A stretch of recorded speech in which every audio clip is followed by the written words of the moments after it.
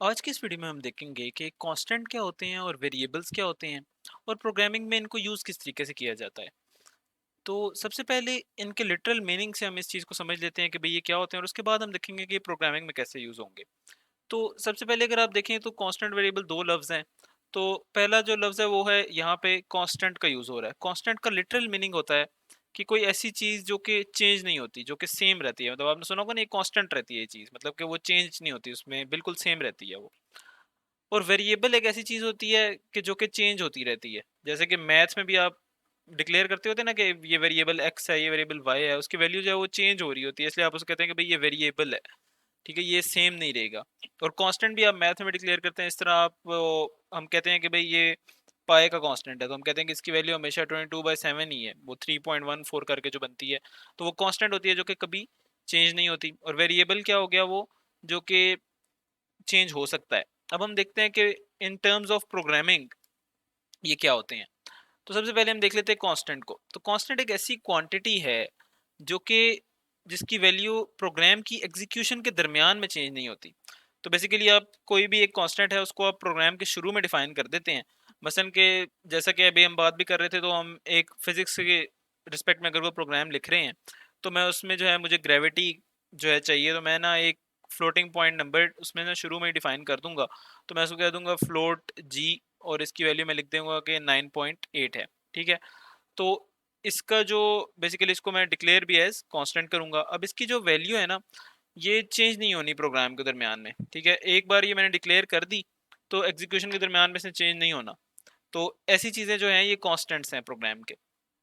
कुछ ऐसी चीज़ें हैं जो कि वेरिएबल्स होती हैं, जो कि during execution of the program change होती हैं। मसलन हम सपोज के ना एक एवरेज कंप्यूट कर रहे हैं नंबर्स की, तो उसके लिए हम एक वेरिएबल बना लेंगे। उसका हम नाम रख देंगे कि भाई डबल, मैंने उसका नाम रख दिया एवरेज, और इसको मैं इनिशियलाइज कर दूंगा स्टार्ट में 0 के साथ। तो जब प्रोग्राम पहली बार इस लाइन पे आएगा तो वो कहेगा कि अच्छा इसकी एवरेज की वैल्यू 0 है। जबकि नीचे मैंने कहीं पे कोड में लिखा होगा कि एवरेज की जो वैल्यू है वो X plus Y plus Z करके उसको डिवाइड बाय 3 करते हैं, तो फिर एवरेज की वैल्यू निकलती है। तो इस टाइम के ऊपर आप देखेंगे कि एवरेज की जो भी वैल्यू थी वो चेंज हो जाएगी। तो बेसिकली हमने क्या देख लिया कि भाई जो वेरिएबल है during execution of the program अपनी वैल्यू को चेंज कर रहा है। मतलब कि इस वाले स्टेप पे जब आप थे तो उसकी वैल्यू एवरेज की और थी, इस वाले स्टेप पे आप आए तो उसकी एवरेज की वैल्यू और हो गई। मतलब कि एंड तक जब रिजल्ट आएगा जब, तो उस टाइम पे एवरेज की वैल्यू और होगी। तो वो चीज़ basically execution of the program के दरमियान में चेंज हो रही है। एग्जीक्यूशन के दरमियान में वो वेरिएबल अपनी वैल्यू को चेंज कर रहा है, इसलिए इस क्वांटिटी को या इस वैल्यू, जो चीज़ इस वैल्यू को रिप्रेजेंट करती है, उसको हम वेरिएबल कहते हैं कि ये अपनी वैल्यू को जो है during execution of the program change करता है। अब हम ये देख लेते हैं कि इनकी टाइप्स क्या क्या होती हैं। ठीक है, मतलब कॉन्स्टेंट्स है ना, मल्टीपल टाइप्स के हो सकते हैं। तो सबसे पहले जो कांस्टेंट हम देखेंगे वो है भाई न्यूमेरिक कांस्टेंट्स। न्यूमेरिक मतलब के नंबर्स के साथ एसोसिएटेड हैं ये। ठीक है, तो न्यूमेरिक कांस्टेंट दो तरह के होते हैं कि या तो वो इंटीजर्स हो सकते हैं या वो फ्लोटिंग पॉइंट नंबर्स हो सकते हैं। इंटीजर्स का मतलब ये है कि जिस चीज में पॉइंट नहीं आता। ठीक है, मतलब कि वो पॉजिटिव भी हो सकते हैं, नेगेटिव भी हो सकते हैं। मतलब के -1, -50, ठीक है, और 100, 180, इस तरह के कोई भी नंबर जिनमें कि पॉइंट नहीं आता, डेसिमल नहीं आता जिसके अंदर। फ्लोटिंग पॉइंट नंबर्स वो हैं जिनके अंदर डेसिमल आता है, मतलब कि 180.75, या आप कहते हैं कि -3.81। ठीक है, इस तरह के जो नंबर्स हैं ये फ्लोटिंग पॉइंट होते हैं। और यूजली अगर आप वैसे फिजिकल वर्ल्ड में देखें तो इंटीजर्स वो नंबर चीज़ें होती हैं जिनको के काउंट किया जाता है। मसलन मैं आपको कहता हूँ एक बैग है, मैं पूछता हूँ इसमें कितने ऑरेंजेस हैं, तो आप काउंट करेंगे और आप कहेंगे कि इसमें सपोज 10 ऑरेंजेस हैं। और फ्लोटिंग पॉइंट नंबर्स वो होते हैं जिनको के यूजुअली मेजर किया जाता है। मतलब मैं पूछता हूँ कि इस टेबल की लेंथ क्या है, तो आप उसको सेंटीमीटर्स में अगर मेजर कर रहे हैं तो आप कहेंगे कि भाई ये 150.66 सेंटीमीटर इसकी लेंथ है। ठीक है, तो फ्लोटिंग पॉइंट नंबर्स वो हो गए जो कि मेजर किए जाते हैं, और इंटीजर्स वो हो गए जो कि काउंट किए जाते हैं। और प्रोग्रामिंग की टर्म्स में आप देखें कि जैसे आपने जब यूज़ करना होगा तो क्या आपने देखना है कि क्या ये नंबर जिसको कि मैं डील करने लगा हूँ, क्या ये पॉइंट्स में आएगा। अगर ये आएगा तो आप इसको फ्लोटिंग पॉइंट डिक्लेयर कर दें, जो इसमें कि फ्लोट आ जाते हैं, डबल आ जाते हैं, उस टाइप का आप उसको वेरिएबल बना दें या कांस्टेंट बना दें। और अगर कोई चीज़ ऐसी है जिसके अंदर डेसिमल नहीं आना, तो उसको आप इंटीजर डिक्लेयर कर दें। ठीक है, अच्छा, नेक्स्ट अब हम देख लेते हैं कैरेक्टर कांस्टेंट्स को। अब कैरेक्टर कांस्टेंट्स, पहली बात है कि कैरेक्टर क्या होता है, हमने ये पहले भी देखा था कि भाई कैरेक्टर होता है कि सिंगल यूनिट ऑफ इंफॉर्मेशन। ठीक है, तो सिंगल यूनिट ऑफ इंफॉर्मेशन में हमने फिर इसको बड़ी डिटेल में देखा था कि भाई कैरेक्टर्स में लेटर्स होते हैं, इसमें ए बी सी आ गई, कैपिटल स्मॉल दोनों। डिजिट्स में हमने कहा था कि भाई ये 1 0 से लेकर 9 तक तमाम डिजिट्स होते हैं।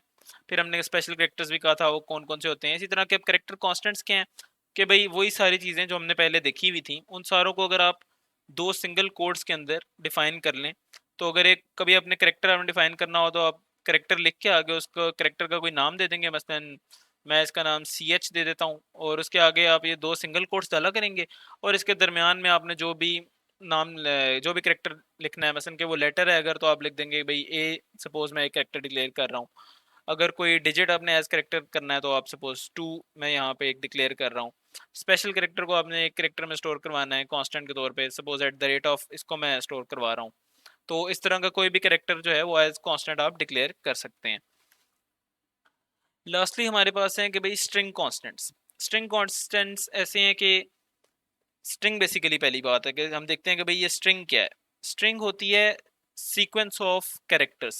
ठीक है, तो जैसे हमने कहा था ना, एक कैरेक्टर सिंगल क्या होता है कि ए, या हमने कहा था कि भाई 2, या अभी एक और हमने देखा था कि भाई एट द रेट ऑफ, ये जो है ना हमने कहा ये सिंगल कैरेक्टर्स हैं। अगर सीक्वेंस में कैरेक्टर्स आ जाए, मसलन हम कहते हैं कि भाई किसी का नाम हमने लिखना है, तो हम लिखते हैं महमूद एकेडमी। ठीक है, तो ये एक बेसिकली सीक्वेंस ऑफ कैरेक्टर्स है ना। तो इसके अंदर मल्टीपल कैरेक्टर्स आ रहे हैं, इसमें पहले एम आ रहा है, ई आ रहा है, एच आ रहा है, इस तरह करके मल्टीपल कैरेक्टर्स हैं, तो एक स्ट्रिंग कांस्टेंट है। तो हमने कोड में अगर कहीं पे इसको मल्टीपल टाइम्स यूज करना हो तो हम एक स्ट्रिंग कांस्टेंट डिफाइन कर लेंगे पहले से ही। इसको डिफाइन करने का तरीका ये है कि इसी तरह आप इसको कोई यहाँ पे नाम देंगे, इक्वल टू करेंगे, यहाँ पे डबल इन्वर्टेड कॉमर्स जो कि हैं ये आप लगाएंगे, और इसके अंदर विद इन इसके अंदर जो भी आप लिखेंगे वो आपकी स्ट्रिंग होगी। अब हम देख लेते हैं कि ये तो सारे हो गए भी कॉन्स्टेंट्स की टाइप्स। अब हम देख लेते हैं कि अच्छा ये जो है हमारे पास वेरिएबल्स, इनकी टाइप्स कौन कौन सी होती हैं। अच्छा, वेरिएबल्स की भी जो टाइप्स हैं वो बेसिकली मैच करते हैं कि वही चीज़ें हैं जो कि वेरिएबल भी डिक्लेयर हो सकती हैं और स्ट्रिंग वो कॉन्स्टेंट्स भी डिक्लेयर हो सकती हैं। तो वेरिएबल्स में भी हमारे पास न्यूमेरिक वेरिएबल्स आ जाते हैं जिसमें इंटीजर और फ्लोटिंग पॉइंट है, तो इनको आप डिक्लेयर कर सकते हैं। एज इंटीजर्स भी आप डिक्लेयर कर सकते हैं और फ्लोटिंग पॉइंट नंबर्स भी, डिपेंडिंग अपॉन कि आपको ये पता होगा कि भाई जब मेरा कोड है जब ये चलेगा तो क्या इसके अंदर क्या वैल्यू आएगी। मसलन कि अगर मैं एवरेज कंप्यूट कर रहा हूँ तो मुझे पता है कि वो डेसिमल में आएगा, तो मैं डेफिनेटली उसको फ्लोटिंग पॉइंट नंबर्स के अंदर स्टोर करूंगा। लेकिन अगर मुझे पता है कि भाई मसलन मैं सम कंप्यूट कर रहा हूँ इंटीजर्स का, तो जो नंबर खुद इंटीजर्स है तो उनका जो सम है उसने भी इंटीजर्स में ही आना है, तो मुझे सम को फिर उस टाइम पे इंटीजर रखना चाहिए। ठीक है, नेक्स्ट हमारे पास आ जाते हैं कि भाई करेक्टर वेरिएबल्स हैं। करेक्टर वेरिएबल्स में हमारे पास सिंगल करेक्टर वेरिएबल्स भी आ सकते हैं, मसलन के सपोज मैंने एक क्विज बनाया हुआ है, एक प्रोग्राम है जो को क्विज करता है यूजर को। ठीक है, तो उसके अंदर क्वेश्चंस कुछ स्टोर्स हैं, आंसर्स भी उनके स्टोर किए हुए हैं, और यूजर से आप इनपुट ले रहे हैं और उससे पूछ रहे हैं कि भाई बताओ ये वाला जो क्वेश्चन है इसका आंसर ए है, बी है या सी है, तो वो एक करेक्टर का इनपुट देता है। उस करेक्टर के इनपुट को आपने का स्टोर करना है, तो आप एक आंसर के नाम से सपोज आपने बना लिया एक करेक्टर। ठीक है, जो कि जिसके पहले तो आप इनिशियलाइज कर देंगे किसी भी चीज़ से, कि मसलन मैं इसको सपोज इनिशियलाइज कर देता हूँ ए से, या मैं इसको खाली भी इनिशियलाइज कर सकता हूँ उस एम्प्टी स्पेस से। और बाद में जब यूज़र जो है वो इनपुट देगा तो वो बताएगा कि ए है या बी है या सी है या डी है, और फिर मैं इसको कंपेयर कर लूँगा अपने स्टोर्ड आंसर के साथ, जो और फिर मैं यूज़र को बता दूंगा कि उसका आंसर जो है वो ठीक है या नहीं। अच्छा, इसी तरह स्ट्रिंग ऑफ करेक्टर्स भी वेरिएबल्स हो सकते हैं कि कोई एक आपने नाम रखा हुआ है, वो यूज़र से आप इनपुट लेते हैं। ठीक है, तो वो मल्टीपल टाइम्स उसके डिफरेंट इनपुट्स देता है, तो आप उसी को ओवरराइट करते जाते हैं, तो वो वेरिएबल ड्यूरिंग प्रोग्राम एग्जीक्यूशन जो है वो चेंज हो रहा है, तो आप कहते हैं कि भाई ये करेक्टर जो है, ये जो स्ट्रिंग है, ये बेसिकली एक वेरिएबल है। अच्छा, लास्टली जो है ना मैं ये बताना चाहूँगा कि आपके कंप्यूटर में वेरिएबल्स या कांस्टेंट्स वो डिक्लेयर होते किस तरीके से, मतलब कि एक तो ये ना कि आप बस कोड लिख देते हैं तो आप कहते हैं भाई डिक्लेयर हो गया, लेकिन आपको ये भी पता होना चाहिए कि भाई ये ऑन द बैक एंड चल किस तरीके से रहा होता है। जब इस चीज़ को समझने के लिए मैं एक मेमोरी ड्रॉ करता हूँ, तो ये जो कि है ये आपके कंप्यूटर की मेमोरी है, और ये जो इसमें मैं ब्लॉक्स बना रहा हूँ ये उस मेमोरी के अंदर बाइट्स के लिए जगह एलोकेट हुई हुई है। तो हर एक ब्लॉक सपोज 1 बाइट का है, तो ये वाला एक ब्लॉक जो है वो 1 बाइट का है। इसी तरह सेकंड ब्लॉक जो है वो एक और बाइट का है।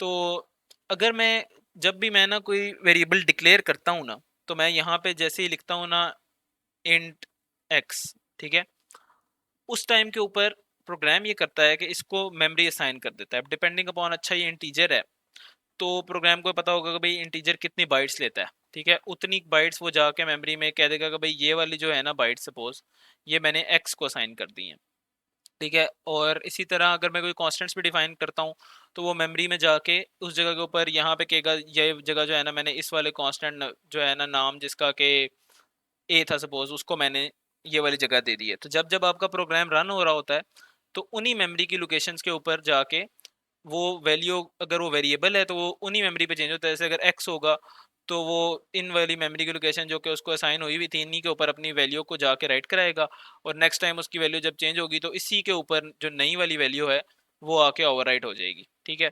और अगर कोई कांस्टेंट होगा तो कांस्टेंट को आपने जितनी जगह दी हुई थी मेमोरी में उसी जगह पे जाके वो एक बार जो है ना राइट हो जाएगा। और जब आपके कंप्यूटर ने उसको एक्सेस करना होगा उसको पता होगा कि मेमोरी लोकेशन नंबर जो है जो भी है उसके ऊपर जाके वो उसको एक्सेस कर लेगा।